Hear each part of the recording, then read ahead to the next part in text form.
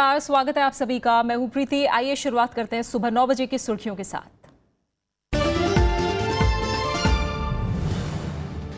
शीतकालीन सत्र में सरकार को घेरने की तैयारी में विपक्ष। नोट पाबंदी समेत कई अहम मुद्दों पर चर्चा की मांग। आज फिर होगी सर्वदलीय बैठक।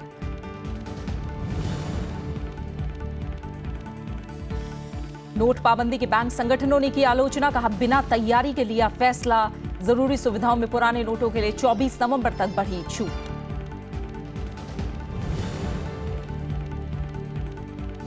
सीबीएसई में फिर शुरू होगी 10वीं की बोर्ड परीक्षाएं। अगले सत्र से लागू होगा फैसला। मानव संसाधन विकास मंत्री का स्कूलों की गुणवत्ता सुधारने पर जोर।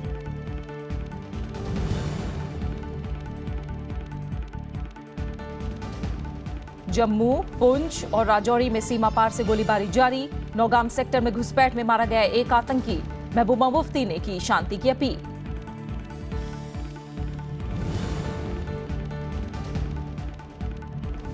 और 2016 होगा अब तक का सबसे गर्म साल। विश्व मौसम संगठन ने जारी की रिपोर्ट। भारत और अमेरिका ने शुरू की $95 बिलियन की स्वच्छ ऊर्जा परियोजनाएं।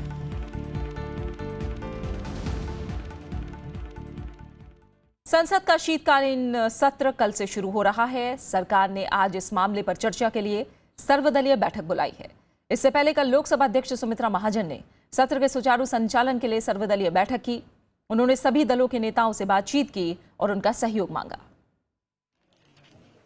लोकसभा अध्यक्ष सुमित्रा महाजन ने शीतकालीन सत्र के दौरान कामकाज सुचारू तरीके से चलाने के लिए सोमवार को सर्वदलीय बैठक की।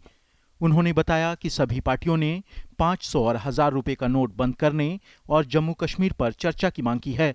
साथ ही लोकसभा और विधानसभा चुनाव एक साथ कराने और चुनाव की स्टेट फंडिंग को लेकर भी चर्चा पर सहमति जताई है।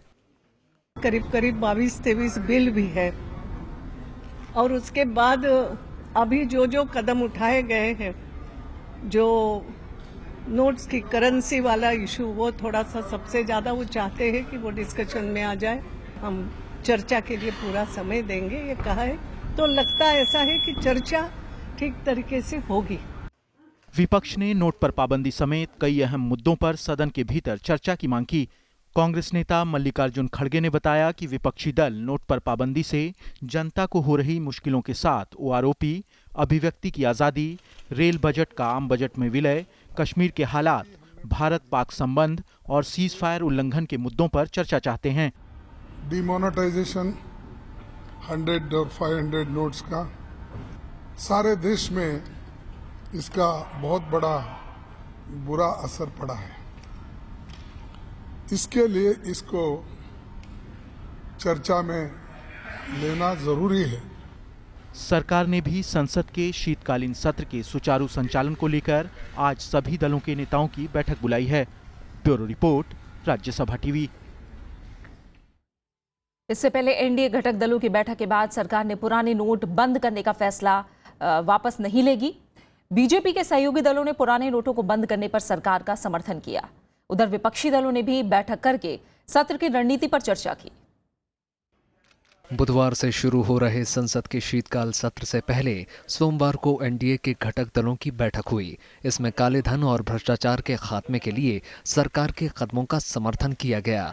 बैठक में तय हुआ कि सत्र के दौरान लोगों को काले धन के खात्मे के लिए उठाए गए कदमों के बारे में बताया जाएगा। काले धन के खिलाफ और भ्रष्टाचार के खिलाफ जो मुहिम शुरू किया है, उस मुहिम को तार्किक परिणति तक, यानी लॉजिकल एंड तक पहुंचाने के लिए उनके साथ देने का उन सब ने पुरजोर समर्थन करके एक सुर में उसका स्वागत किया। We will be moving forward. There is no question of any rethinking whatever others may say, and it will be known in Parliament who is on the side of the people who are having black money, who are on the side of the. उधर प्रमुख विपक्षी दलों की बैठक भी हुई। इसमें बड़े नोटों को बंद करने समेत संसद में उठाए जाने वाले मुद्दों पर भी चर्चा हुई। बैठक में Congress, TMC, JDU, RJD, CPM, CPI, JMM और वाईआरएस कांग्रेस के नेता शामिल हुए। इन दलों की बैठक मंगलवार को भी होगी, जिसमें सरकार को घेरने की रणनीति पर चर्चा होगी। The way the government has announced this decision in a drastic way, that has put common people in unprecedented hardships and suffering. How to end these sufferings and hardships of the common people. That is the issue on which we had consultations. संसद का सत्र 16 दिसंबर तक चलेगा। 500 और 1000 के नोटों को बंद करने के अलावा सत्र के दौरान कई अहम मुद्दे भी उठेंगे। रविंद्र सिंह चौरान, राज्यसभा टीवी। विपक्षी दल बुधवार से शुरू हो रहे संसद के शीतकालीन सत्र में इस मुद्दे को जोर शोर से उठाने की तैयारी में है। टीएमसी सभी दलों को साथ लाने में लगी है। इधर दिल्ली सरकार ने इस मसले पर आज विधानसभा का विशेष सत्र बुलाया है, तो कांग्रेस ने बीजेपी के बैंक खातों को सार्वजनिक करने की मांग की है। बड़े नोट बंद करने और लोगों की परेशानियों को लेकर विपक्ष संसद के शीतकालीन सत्र में सरकार को घेरने की तैयारी में है। कांग्रेस ने दोनों सदनों में चर्चा का नोटिस दिया है। डिमोनेटाइजेशन का भी एक बहुत बड़ा मुद्दा है। जिस तरह से करोड़ों लोग को असुविधा हुई है, करोड़ों लोग इस वक्त सड़कों पे हैं, मारा मारी चल रही है, पैसा नहीं है, इसमें ब्लैक मनी कम खत्म हो रही है, लोग खत्म हो रहे हैं। वाम दलों ने बीजेपी के लोगों को पहले ही जानकारी होने के मुद्दे पर सफाई मांगी है। इमीडिएटली आप अनाउंस करिएगा पब्लिक यूटिलिटीज के लिए और पूरी सरकारी या गैर सरकारी वाइड ट्रांजैक्शंस के लिए ये नोट्स आर वैलिड। 31 दिसंबर तक ये वैलिड है, तब तक ये वैलिड होनी चाहिए। पश्चिम बंगाल की मुख्यमंत्री ममता बनर्जी ने प्रधानमंत्री के बयान को आम जनता का अपमान बताया है। हम लोग राष्ट्रपति जी से ये बातचीत करेंगे और ये तो तृणमूल को लीडरशिप नहीं करना है, तृणमूल में एकदम बैक बेंच में बैठ जाएगा। ये पूरा टीम वर्क होगा, एक मूवमेंट होगा और हम लोग जाएंगे राष्ट्रपति जी से ये सिचुएशन उनको बताने। काला धन व भ्रष्टाचार पर अंकुश लगाने की आड़ में देश की करोड़ों आम जनता को ही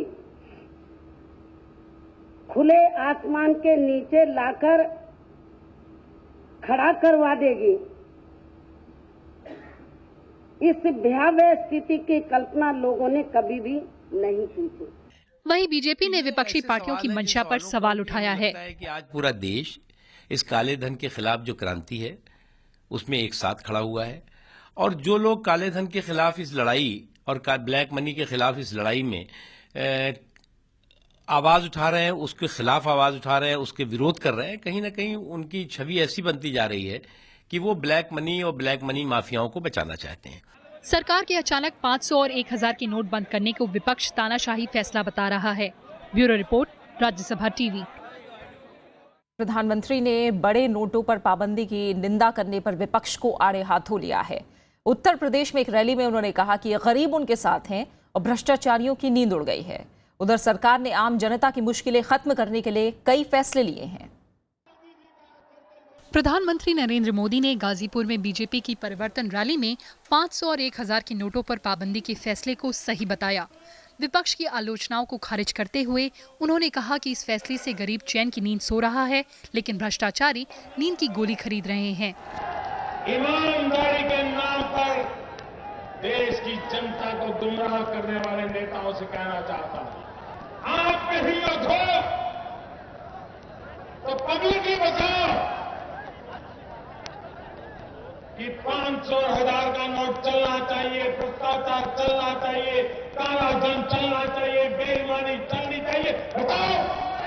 उधर सरकार ने लोगों तक नकदी पहुंचाने के लिए नए उपायों की घोषणा की। आर्थिक मामलों के सचिव शक्तिकांत दास ने कहा कि पब्लिक यूटिलिटी पर 24 नवंबर तक पुराने नोट लिए जाएंगे, लेकिन इसका इस्तेमाल बकाया और ताज़ा बिल भरने में ही किया जा सकता है। डेबिट कार्ड से पैसे निकालने के लिए माइक्रो एटीएम लगाए जाएंगे।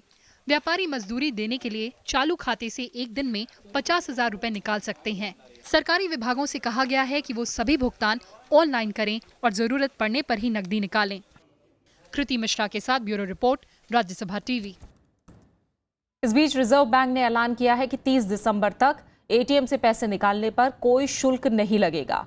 इसके अलावा सरकार ने एयरपोर्ट पार्किंग शुल्क में भी लोगों को राहत दी है। बड़े नोट बंद होने के बाद से परेशान जनता को राहत देने के मकसद से भारतीय रिजर्व बैंक ने एटीएम से सभी तरह के ट्रांजैक्शन शुल्क में छूट देने का फैसला किया है। आरबीआई के आदेश के मुताबिक अब 30 दिसंबर तक किसी भी बैंक के एटीएम से पैसे निकालने पर कोई शुल्क नहीं लिया जाएगा। इस दौरान खाता धारकों की ट्रांजैक्शन की अधिकतम सीमा भी लागू नहीं रहेगी। देश भर में अलग अलग बैंकों के करीब 2 लाख एटीएम हैं। उधर देश भर में हवाई अड्डों पर 1 हफ्ते के लिए पार्किंग फ्री करने का भी फैसला किया गया है। अब 21 नवंबर मध्य रात्रि तक लोगों को किसी भी हवाई अड्डों पर पार्किंग शुल्क नहीं देना पड़ेगा।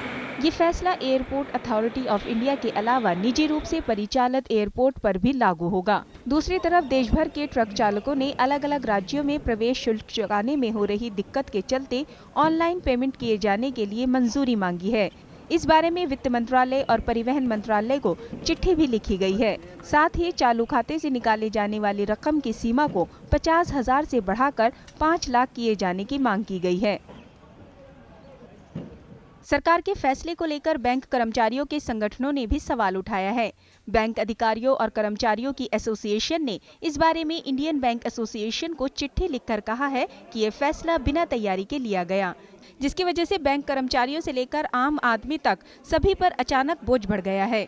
लोगों की परेशानियों के मद्देनजर सरकार हर दिन नए ऐलान कर रही है। सोमवार को सरकार ने एटीएम और बैंकों से रुपये निकालने और बदलने की सीमा भी बढ़ाई थी। Bureau report, Rajya Sabha TV. बावजूद इसके लोगों की मुसीबतें कम होने के बजाय बढ़ती जा रही हैं। ग्रामीणों को अब तक ये पता नहीं कि वो नोट कहां बदलवाएं। ज्यादातर राज्यों में सोमवार को छुट्टी होने से एटीएम पर लंबी कतारें दिखी। झारखंड की इस ग्रामीण महिला के पास 1000 के 4 पुराने नोट हैं। महिला को अब ये चिंता सता रही है कि वो इस नोट को कहां और कैसे बदलवाए। ग्रामीण इलाकों में तकरीबन यही हालात हैं। छोटे दुकानदारों का धंधा मंदा हो गया है और किसान खाद बीज भी नहीं खरीद पा रहे हैं। कि खुचरा फिर नहीं मिल रहा, पैसा को दे रहा तो फिर पैसा खुचरा से दिक्कत हो जाएगा। चेंज नहीं मिला तो जो भी आ रहा कस्टमर फिर फिलहाल घूम के चल जा रहा है। तो बर्बादी सोचिए, ये तो बदलने के लिए तो जितना समय दिया ना सरकार वो खत्म ही होगा, क्योंकि यहाँ बहुत कम ही किसी को पता है। पढ़ने लिखने तो बहुत कम ही आता है। मजदूरी में प्रॉब्लम, मजदूरी मिल ही नहीं रही तो कहाँ से करेंगे, तभी तो यहाँ बैठ कर आराम कर रहे हैं। लोगों के पास नकदी नहीं है तो मंडियों में भी खरीद बिक्री ठंडी है। दिल्ली की सबसे बड़ी आजादपुर मंडी में लोग खाली थैलों के साथ वापस जा रहे हैं। यहाँ कोई 500 और 1000 का पुराना नोट लेने को तैयार नहीं है। व्यापारियों की माने तो आधा बाजार उधारी पर चल रहा है। कोई भी दुकानदार नहीं ले रहा है। मेरा थैला ये खाली पड़ा हुआ है, कोई भी दुकानदार नहीं ले रहा। हमारे पास खुले नहीं है। 50-100 रुपए का अदरक बेचा, कहाँ से हम? बिल्कुल जी बिक्री है ही नहीं। जो आता 500 का नोट देता खुला है नहीं। दिल्ली समेत कई राज्यों में सोमवार को बैंक बंद थे तो पैसे निकालने के लिए लोग एटीएम के चक्कर लगाते रहे। अधिकतर एटीएम भी बंद थे, लेकिन जहां एटीएम काम कर रहे थे वहां लंबी कतारें थीं। कई जगहों पर तो लोगों में कहासुनी भी हो गई और मारपीट की नौबत तक आ गई। मेट्रो के गए क्योंकि मेट्रो पे भीड़ नहीं होती, जितने लोग मेट्रो पे होते हैं तो उसमें तो कैश ही नहीं है। उसके बाद हम लोग ये ए ब्लॉक है, इससे पहले और सारे ब्लॉक में भी देखा हमने। इधर भी एक है, वहाँ पे बहुत लंबी लाइन थी, पर यहाँ पे गर्ल्स की अलग लाइन थी तो हम इधर आ गए। फिर भी हमें 1 आवर से ज्यादा हो चुके हैं। घूम कम रहे हैं। एटीएम के लाइन जो होती है ना, 1-1 किलोमीटर लाइन में हम ज्यादा खड़े, हम और बीच कम जा रहे और लाइन में हम 2-2 घंटे को खड़े हैं यहाँ। उधर सरकार ने 18 नवंबर तक राष्ट्रीय राजमार्गों पर टोल नाकों को निःशुल्क कर दिया है। वहीं सरकार ने घोषणा की है कि अब लोग 4500 तक पुराने नोट बदलवा सकते हैं। पहले ये सीमा 4000 रुपए की थी। वहीं बैंकों से एक सप्ताह में 24,000 रुपए तक निकाले जा सकते हैं। अनु दीवान के साथ ब्यूरो रिपोर्ट, राज्यसभा टीवी। 500 और 1000 के नोट बंद होने का असर गल्ला मंडियों पर भी दिख रहा है। नकदी की कमी ने मंडी के जरिए रोजी रोटी चलाने वाले व्यापारियों, किसानों और मजदूरों की मुश्किलें बढ़ा दी हैं। सुनसान दिख रही यह गल्ला मंडी पश्चिमी उत्तर प्रदेश के एटा की है। आमतौर पर यहाँ भारी भीड़ होती है। दरअसल किसानों के पास बेचने के लिए धान या बाजरा जैसी फसलें भरपूर हैं, लेकिन आड़तियों के पास किसानों को देने के लिए नोट नहीं है। अगर हम किसान को पुराने नोट देते हैं तो किसान लेके नहीं जाता है। लेबर को देते हैं तो लेबर लेके नहीं जाती है, क्योंकि उनके सामने भी समस्या है। इस समय जो है 95% जो का है व्यापार पे जो है फर्क पड़ा है। नई फसल के लिए किसानों को बीज और खाद जैसी तमाम जरूरतें हैं। ऐसे में किसानों पर सरकार के फैसले की मार ज्यादा पड़ रही है। अरे दिक्कत तो था बहुत है रही है। अब परेशान है। अब हम का भी सौदा लेने जाए कछ तो देतना है सौदा, तो अब नोट लेतना है। बीज खाद जब रुपये ही ना है तो बीज खाद ले काहे के लिए। खूब अच्छी भीड़ होती थी, खूब अच्छी बिक्री होती थी, पैदावार भी सही होती थी।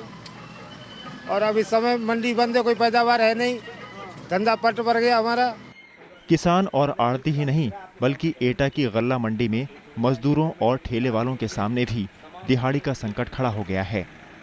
पैसे कम मिल रहे हैं, 500 का लोट पकाते हैं तो 200 का काम हो तो 5 से, 400 का काम हो तो 5 से, बाहर गेट पे जाओ तो 450 में लोट चल रहा है, 25 रुपए जेब से और जा रहे हैं मेहनत के। देश में हजारों मंडियों में भी कमोबेश यही हालात हैं। रोजमर्रा के दूसरे खर्चों में कटौती की जा सकती है, लेकिन फसल बोने के लिए किसानों को नए नोटों की बेहद जरूरत है। नोटबंदी का सबसे ज्यादा असर गांव की अर्थव्यवस्था पर पड़ा है। भरपूर फसल होने के बावजूद किसान की जेब खाली है। अगर ऐसे में किसान अपनी अगली फसल बोने में नाकाम रहा तो देश के सामने अनाज का संकट खड़ा हो सकता है। कैमरामैन विजय सिंह के साथ नवविक्रम सिंह, राज्यसभा टीवी, एटा। और कल बैंकों की छुट्टी थी, उसके बाद आज फिर बैंक खुलेंगे और एटीएम के बाहर क्या हाल है, इस मुद्दे पर बातचीत करने के लिए हमारे साथ इस समय संवाददाता अखिलेश सुमन जयपुर से जुड़ गए हैं और पंचानन मिश्रा बेलगाम से हमारे साथ जुड़े हुए हैं। दोनों से हम बातचीत करते हैं। अखिलेश, अगर आपके पास सबसे पहले मैं आऊं तो जैसा कि हमें पता है कल बैंक बंद थे, आज कतारें जाहिर तौर पर बैंकों के बाहर भी दिख रही होंगी, और क्या एटीएम में कैश पहुंच पाया है? सुबह से क्या नज़ारा दिख रहा है? जयपुर को हम जानते हैं टूरिज्म एक बहुत बड़ा हिस्सा रहा है, ऐसे में किस तरह की दिक्कतें हैं जयपुर में इस समय? देखिए प्रीति, अभी जो है मैं जहाँ खड़ा हूँ ये एटीएम है। अभी एटीएम के दरवाजे पूरे बंद हैं। इस एटीएम के अंदर कोई पैसा नहीं है और लोग कतारें लगाकर खड़े हैं। अभी तक इस एटीएम में पैसा नहीं डाला गया है। लोगों को यह लग रहा है कि 10 बजे के बाद इसमें पैसा डाला जाएगा और उसके बाद ये एटीएम खुलेंगे, लेकिन उसके बाद अभी बैंक खुलने में देर है। लेकिन आप देख सकती हैं, मैं आपको नज़ारा दिखाता हूँ, ये कतार लोगों के, ये पैसे लिए हुए जो नौजवान हैं, इन्हें इनके ठेकेदारों ने जिनके यहाँ ये काम करते हैं उन्होंने पुराने नोट दिए हैं और उन्हें कहा है कि आप जाइए ये नोट बदलवा कर अपना पैसा लीजिए, अपनी मजदूरी लीजिए। तो ये सारे नौजवान आप देखिए, आप पूरे कतार में लोग सुबह से ही आकर बैठ गए हैं और एक तरह से कहें कि छुट्टी का माहौल कहें या जैसा भी कहें, ये लोगों की दिनचर्या का एक अंग बनता जा रहा है। शहरों में हो या गांवों में लोग सुबह सुबह कतार में जाकर खड़े हो जा रहे हैं और घंटों खड़े रहते हैं, आई कार्ड की फोटोकॉपी कराते हैं, कुछ अपने भी लेते हैं और कुछ लोगों को मदद करने के लिए भी ले रहे हैं। कुछ लोग जो बेरोजगार नौजवान हैं उनको पैसे दे रहे हैं, उनको अपने आई कार्ड की फोटोकॉपी दे रहे हैं और वे उनको मदद कर रहे हैं कतारों में खड़े रहने के लिए। तो एक नज़ारा ऐसा है, स्थिति ऐसी है कि लोग एक दूसरे को मदद सहयोग करने की इच्छा जता रहे हैं। जो उधार पर दुकानों से सामान दिए जा रहे हैं और यहाँ जयपुर में जो हॉस्पिटल है, हॉस्पिटलों ने अभी कई प्राइवेट हॉस्पिटलों ने फ्री कंसल्टेशन देना शुरू किया है, उनके ओपीडी बिल्कुल। तो सुबह से लंबी लाइनें और किस तरह से मजदूरी भी पुराने नोटों के जरिए दी गई है और देखा हमने मजदूरों की लंबी लाइन भी वहां लगी हुई है जयपुर में। अभी हम बेलगाम चलते हैं, पंचानन मिश्रा हमारे साथ जुड़े हुए हैं। पंचानन, दक्षिण का नजारा भी कुछ अलग नहीं होगा बाकी देश से?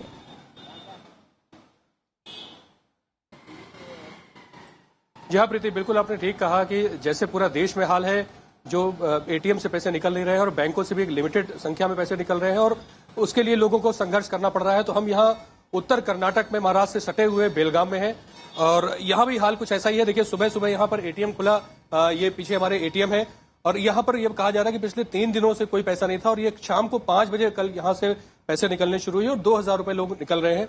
एक बड़ी दिक्कत यहाँ पर यह है कि 2000 रुपए से काम नहीं चलता। एक बिजनेसमैन हमारे साथ हैं। साहब ये बताएं कि ये जो 2000 रुपए निकलते हैं, ये इसके बाद जो लिमिटेड कर दिया गया है पैसा, उससे क्या दिक्कतें हो रही बिजनेसमैन को? हमको बिजनेसमैन को ये है, जो हम परचेसिंग के लिए जाते हैं जब किसानों के पास, हमारा परचेसिंग धान रहता है, मूंगफली रहती है, हमारे यहाँ पर ज्यादातर पैदावार रागी की होती है। तो वो किसान जो है जब हमको माल देते हैं तो हमको उनको कैश देने में दिक्कत होती है। चाहे उनको पुराने नोट तो वो ले रहे नहीं और सरकार हमें एक बड़ी दिक्कत ये भी आपने बताया कि कुछ सामान के लिए ज्यादा पैसे लिए जाते हैं। हाँ, तो जब हम मार्केट में जाते हैं, तेल का एक डिब्बा है, तेल का डिब्बा 15 किलो का आता है, उसकी कीमत मार्केट में भी 1250 है। जब हम 12 डब्बा लेने को जाते हैं तेल का तो कहते हैं बिल्कुल जाहिर तौर पर, चाहे बिजनेस क्लास आदमी हो, मजदूर हो, किसान हो, हर जगह की समस्याएं एक जैसी बनी हुई हैं और आज भी जैसा हम देख रहे हैं एटीएम और बैंकों के बाहर लंबी लंबी लाइनें देखने को मिल रही है। फिलहाल बहुत बहुत शुक्रिया पंचानन आपका हमारे साथ जुड़ने के लिए। अखिलेश, आपका भी हम तक ये जानकारी पहुंचाने के लिए फिलहाल बहुत बहुत शुक्रिया। और अभी हम रुक रहे हैं एक छोटे से ब्रेक के लिए।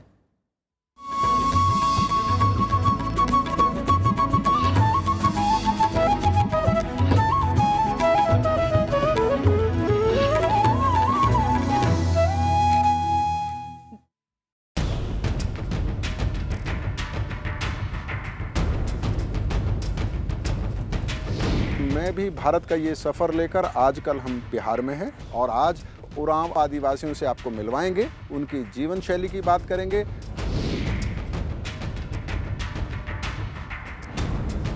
सिंचाई की साधनें नहीं, 2 कैनाल यहाँ से दूरी पर है, बाहर खड़ते हैं पंजाब कश्मीर कहाँ जाकर। ये जो खंबे जो गड़े हुए हैं सब बच्चे लोग अपने से लाकर बोल रहा है कि बरसात बाद हो जाएगा। बिहार के आदिवासी उरांव जनजाति देखिए रविवार और मंगलवार दोपहर 2 बजे सिर्फ राज्यसभा टीवी पर।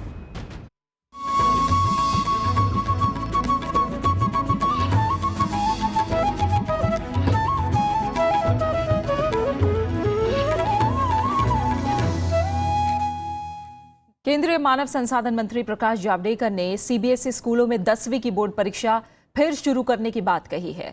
सोमवार को राजस्थान के शिक्षा मंत्री के साथ बैठक के बाद उन्होंने ये जानकारी दी। केंद्रीय माध्यमिक शिक्षा बोर्ड यानी सीबीएसई से पढ़ाई करने वाले छात्रों को फिर से बोर्ड की परीक्षाएं देनी होगी। ये फैसला अगले सत्र यानी 2017-18 से लागू होगा। पिछले महीने की 25 तारीख को हुई केंद्रीय शिक्षा सलाहकार बोर्ड की बैठक में ये प्रस्ताव लाया गया था, जिसे केंद्रीय मानव संसाधन मंत्रालय ने मंजूरी दे दी है। केंद्रीय मंत्री प्रकाश जावड़ेकर ने स्कूलों की गुणवत्ता में सुधार किए जाने की भी बात कही। गवर्नमेंट स्कूलों की गुणवत्ता में सुधार करेंगे, क्योंकि बीच में ऐसा हो गया कि गवर्नमेंट स्कूल बोगस, तो सभी लोग प्राइवेट में जाने लगे। आज देश में 13 करोड़ छात्र गवर्नमेंट स्कूल में है और 10 करोड़ छात्र प्राइवेट स्कूल में है। 5वीं और 8वीं कक्षा की बोर्ड परीक्षाओं को लेकर राज्य और केंद्र में सहमति पहले ही बन चुकी है। इसके तहत इन कक्षाओं की परीक्षा को फिर से शिक्षा प्रणाली में लाने के लिए राज्य सरकारों को अधिकार दिए जाने का फैसला हुआ था। फैसले के तहत अगर राज्य सरकारें चाहेंगी तो 5वीं और 8वीं कक्षा में बोर्ड की परीक्षाएं हो सकेंगी। इसके लिए पहले मंत्रिमंडल में प्रस्ताव लाया जाएगा, उसके बाद संसद में इसे पेश किया जाएगा। 5वीं और 8वीं की परीक्षा करने का चॉइस राज्यों को देने के संबंध में आवश्यक संशोधन का प्रस्ताव हमारे मंत्रालय से कैबिनेट में जाएगा और कैबिनेट के निर्णय के बाद संसद में आएगा। 2010 में सीबीएसई में बोर्ड की परीक्षाओं को खत्म कर दिया गया था और इसके बदले साल भर के आधार पर ग्रेडिंग की सुविधा शुरू की गई थी। ये फैसला छात्रों पर दबाव कम करने के मकसद से लिया गया था। हालांकि यूपीए सरकार के दौरान सीबीएसई में 10वीं की बोर्ड परीक्षा को वैकल्पिक बनाया गया था। Bureau report, Rajya Sabha TV. Jammu Kashmir में नियंत्रण रेखा पर सीमा पार से गोलीबारी जारी है। इस बीच सुरक्षा बलों ने नौगाम सेक्टर में घुसपैठ की कोशिश नाकाम करते हुए एक आतंकवादी को मार गिराया है। वहीं मुख्यमंत्री महबूबा मुफ्ती ने लोगों से शांति बहाली में सहयोग की अपील की है। सीमा पार से गोलीबारी थमने का नाम नहीं ले रही है। सोमवार को एक बार फिर पाकिस्तानी सेना ने नियंत्रण रेखा के नजदीक भारतीय सेना की चौकियों और रिहायशी इलाकों को निशाना बनाकर गोलीबारी की, जिसमें एक जवान समेत 2 लोग जख्मी हो गए। पाकिस्तानी सेना ने जम्मू, राजौरी और पुंछ जिले में भारी गोलीबारी की, जिससे सीमाई इलाकों के लोग डरे हुए हैं। लोग पहले ही माइग्रेट थे, बड़ी मुश्किल से लोग वापस आना शुरू हो गए। फायरिंग 2-4 दिन से नहीं थी। मॉर्निंग से फिर से फायरिंग शुरू हो गई, कोई 2-3 बजे के करीब हो गया था। बड़ा ज्यादा शेलिंग हो रहा है, लोग घरों में फंसे हुए थे। तो एडमिनिस्ट्रेशन ने ये रेस्क्यू एक लगाई है बख्तरबंद गाड़ी, ताकि लोगों को रेस्क्यू किया जाए यहाँ से। इधर भारतीय सेना भी गोलीबारी का माकूल जवाब दे रही है। सेना ने नौगाम सेक्टर में घुसपैठ की बड़ी कोशिश को नाकाम करते हुए एक आतंकी को ढेर कर दिया। इससे पहले सेना ने फायरिंग का मुंहतोड़ जवाब देते हुए पाकिस्तान के 7 सैनिकों को मार गिराया था। इस बीच जम्मू कश्मीर के मुख्यमंत्री महबूबा मुफ्ती ने शांति बहाली के लिए लोगों से सहयोग मांगा है। उन्होंने कहा कि घाटी में हिंसा का दौर खत्म हो चुका है और जम्मू कश्मीर शांति की ओर लौटने लगा है। Bureau report, Rajya Sabha TV. Israel ने आतंकवाद के खिलाफ भारत को पूरा समर्थन देने का वादा किया है। 8 दिन के भारत दौरे पर आए इजरायल के राष्ट्रपति रिवलिन ने यह बात कही। वो मुंबई से होते हुए दिल्ली पहुंचे। उन्होंने कहा कि भारत और इजरायल अब अपने रिश्तों को छिपाने की जगह खुलकर इस पर बात कर रहे हैं। आज उनकी प्रधानमंत्री नरेंद्र मोदी के साथ शिखर वार्ता होगी। दोनों देशों के बीच कई अहम समझौते होने की उम्मीद है। वो राष्ट्रपति प्रणब मुखर्जी और उपराष्ट्रपति मोहम्मद हामिद अंसारी से भी मुलाकात करेंगे। इजराइल के राष्ट्रपति चंडीगढ़, मुंबई और आगरा भी जाएंगे। 2016 सबसे गर्म साल होगा। मोरक्को में चल रहे जलवायु परिवर्तन सम्मेलन में जारी विश्व मौसम संगठन की रिपोर्ट में यह आशंका जताई गई है। संगठन के मुताबिक धरती का तापमान 1.2 डिग्री सेल्सियस तक बढ़ गया है। ऐसे में पेरिस समझौते को लेकर चिंताएं बढ़ गई हैं।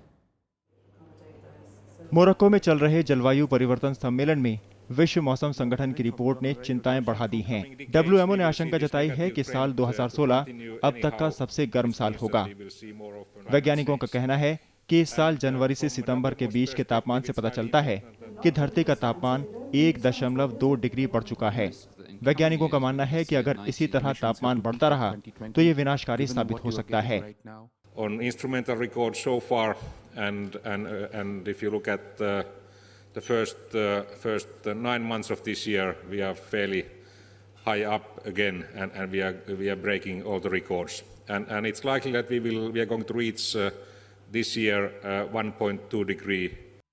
इससे पहले पिछले साल पेरिस में हुए समझौते में दुनिया का तापमान 1.2 डिग्री से अधिक नहीं बढ़ने देने की बात कही गई थी, लेकिन धरती का तापमान 1.2 डिग्री बढ़ चुका है।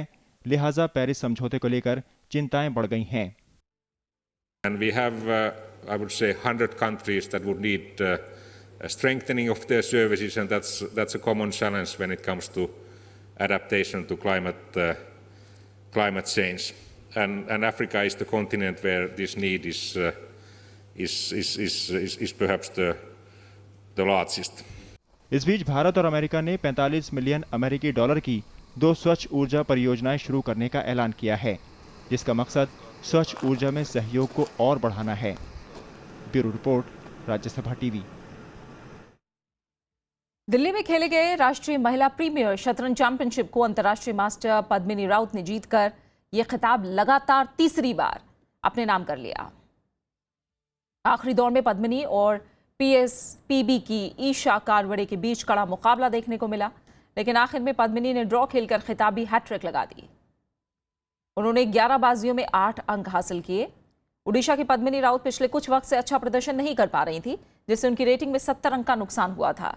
लेकिन इस जीत के साथ ही पद्मिनी ने अगली विश्व टीम शतरंज चैंपियनशिप के लिए भारतीय टीम में भी अपनी जगह पक्की कर ली है। भारतीय महिला टीम ने पिछले शतरंज ओलंपियाड में अच्छे प्रदर्शन के दम पर इस चैंपियनशिप में जगह बनाई थी। और अब आखिर में हेडलाइंस। शीतकालीन सत्र में सरकार को घेरने की तैयारी में विपक्ष, नोट पाबंदी समेत कई अहम मुद्दों पर चर्चा की मांग। आज फिर होगी सर्वदलीय बैठक।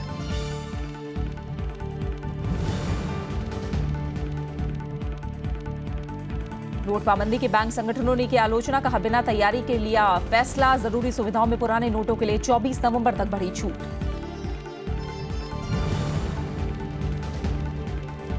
CBSE में फिर शुरू होगी 10वीं की बोर्ड परीक्षाएं। अगले सत्र से लागू होगा फैसला। मानव संसाधन विकास मंत्री का स्कूलों की गुणवत्ता सुधारने पर जोर। जम्मू, पुंछ और राजौरी में सीमा पार से गोलीबारी जारी। नौगाम सेक्टर में घुसपैठ में मारा गया एक आतंकी। महबूबा मुफ्ती ने की शांति की अपील। –